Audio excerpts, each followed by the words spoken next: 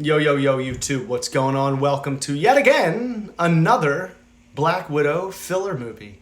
Last episode, we discussed Natasha's growth as a character with the Avengers, specifically with the group, the little relationships she's making within the group even further. And now we're talking her role in Captain America Civil War.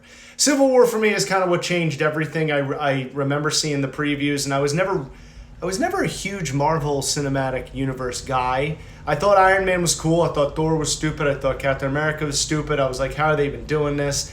And then they came out with Avengers, and it still looked like, oh man, we still can't make superhero movies yet. We're just not there. And then Age of Ultron kind of intrigued me. I was like, Age of Ultron, like, I still was like, well, at least they're making them. And then obviously you hear about how much money they make. Then you see Captain America Civil War, and you see more than just the more than just Iron Man, Cap, and Thor. You see Vision, you see Falcon, you see Winter Soldier, and you see Ant-Man, and then you see Spider-Man. I still, to this day, there has never been a trailer where I cared so little about a franchise, a movie franchise, and I saw this preview where Spider-Man hops in and steals Cap's shield, and wait a minute. I thought they were like trying to do Spider-Man with Andrew Garfield. Is that the same guy? It doesn't sound like him. Costume definitely doesn't look the same. I mean, his eyes moved. It was just mind-blowing, and that's when I was like, okay, Marvel is doing something here. Like, the fact that they've been able to pull these movies off alone should raise an eyebrow. Like, man, they've been doing this for like 5 years now. Like, I would think someone would demand more money, or, there'd be contract issues. I was just waiting for this whole thing to fall apart, and it just kept going, and it kept growing. And when you have more than you have like close to 10 different known comic characters in one movie, you have to see how they pull it off. And I love Natalie's role in this is by far the most interesting, because you have Cap saying, nah, government shouldn't have control of us. You have Iron Man saying, a lot of people died in Age of Ultron.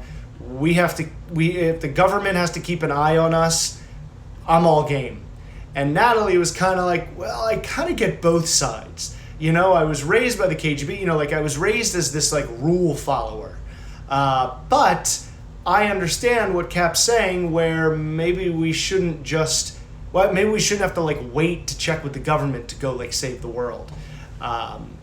So Civil War is amazing. I mean, it's the first introduction of Black Panther. You get Ant-Man in there. And I think it's Falcon who recruits Ant-Man, but with Natalie going on Iron Man's side, and Rhodey's on Iron Man's side, and Vision on Iron Man's side, Cap's got to get creative. So he gets Ant-Man.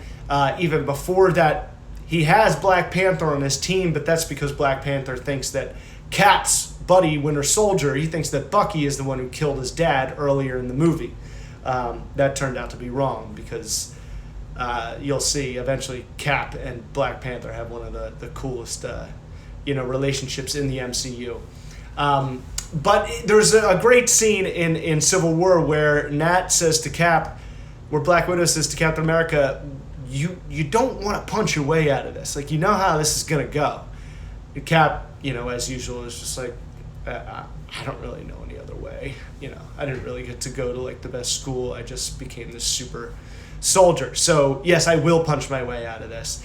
And there's even a scene where Black Panther is gaining on Cap and Bucky, and Natalie is kind of in the middle of them, and she just says all right, Steve, just go. I know I'm going to regret this, and blasts Black Panther with one of her electric ring things and slows him down enough so that Cap and Bucky can get away, so that they can eventually go at it with Iron Man when Iron Man finds out that a brainwashed Bucky killed his parents. So I love, there's obviously little scenes in Civil War, especially during the actual big battle, that I love about Nat. And that, again, is showing this character changing and growing and becoming more human. after being, a brainwashed assassin. There's the scene where, obviously, in the beginning, she's in that village with Cap and Falcon, and I think they're fighting Crossbones. Anyway, Hurricane Rana's everywhere. Head scissors, flips. I mean, she's pretty amazing. And that's just continuing. But she's also communicating with everyone. Her sense of humor has gotten even better. There's a part in the big fight at the end where her and Hawkeye kind of stand off against each other. And she's like, hey, we're still going to be friends at the end of this. And he's like, whatever. And you can tell he's kind of like fake fighting. Like he's kind of protecting her to make it look like they're fighting. And Wanda Maximoff, Scarlet Witch, she notices and she kind of blasts Nat and knocks her down. And Clint, Hawkeye turns around and Scarlet Witch is like, yo, you're pulling your punches. I see what you're doing. Like, these are not our friends now.